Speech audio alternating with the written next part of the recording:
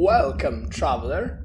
Today, we'll meet the recluse daughter of the Scaleless, Crossbreed Priscilla. This is it. If you're interested, come take a peek into the cauldron. We find a half-dragon, towering woman in a remote spot inside the painting of Ariamis. She isn't hostile to us, and just wants to be left alone with the others questionably kind inhabitants of the painting.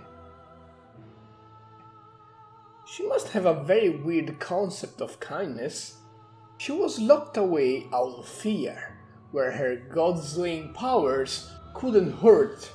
We know she was the daughter of the Duke, Scythe the Scaleless, but only can guess the mother. Maybe a human, maybe a god. Her stature would suggest the latter. Let's see how we can portray a figure even the gods feared. If forced to fight, Priscilla's first response is to become invisible, making her fairly hard to track.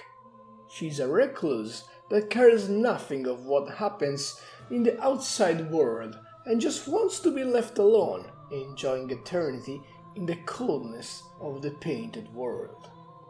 Still, she carries a weapon of unfathomable power that could threaten even the most powerful beings. With all these things taken into account, I made her blue for how she fights and her recluse nature. I made her green to reflect her will to ignore everything and everyone, being content to enjoy life and being able to adapt and survive in the harsh environment of the painting. And last, I put a sprinkle of black to represent her occult powers. For 3 and Simic, Crossbreed Priscilla is a 3/3 legendary snow creature dragon god. It has Ward 3, Death Touch, Annihilator 2, Snow Landwalk, and lands are snow in addition to their other types. Transforming all lands into snow depicts the painting of Ariamis. Ward and Landwalk her invisibility, and Death Touch and Annihilator her ruinous powers. She remains quite expensive. She isn't thrilled about having a fight, but when you are attacked, you can cast her for just Simic mana. She won't let aggression slide. For a black, you can choose a permanent or a player and remove all layers of defense it may have, save for protection. This represents her ability to threaten even the most powerful entities. Priscilla allows us to build a deck that utilizes snow cards while still being able to rely on powerful non-snow lands due to her ability to cover everything in snow. Its ideal home is that of a control deck that uses her to slow down opponents, destroying their most valuable permanents and then picking them off one by one. Let's see some of the cards that will synergize the best with Priscilla. Using our Commander Landwalk ability, cards like Sword of Once and Future and Sword on Feast and Famine are guaranteed to gain us a lot of value. Every on-hit effects are going to function really well with Priscilla. I just picked my favorites. Her deck is probably gonna be filled with small removal, ramp and draw spells for Once and Future to cast.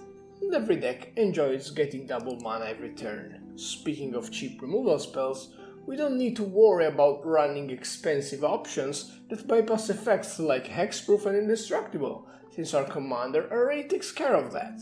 Infernal Grasp is getting rid of anything at instant speed, and Brittle Brawl on our commander kills everything due to her having Death Touch. Can't ask for better value for just 1 green mana.